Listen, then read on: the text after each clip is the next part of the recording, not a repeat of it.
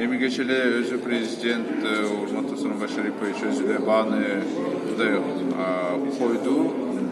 Өзү эле айтты, цифровизация, мисалы соттогу болгон цифровизация дагы эле пилоттук режимде болуп турат.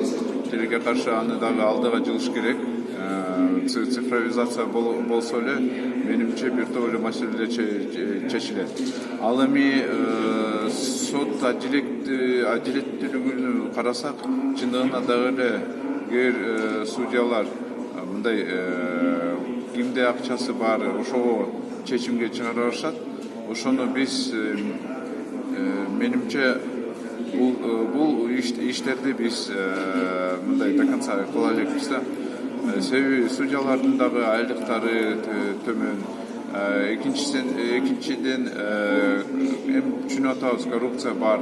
Үчүнчүдөн болсо эми бул кээ судьялардын абири жоктугунан ушундай болуп атат да. Эми акырындан мен ойлойм биз да сот реформаны жылдырабыз.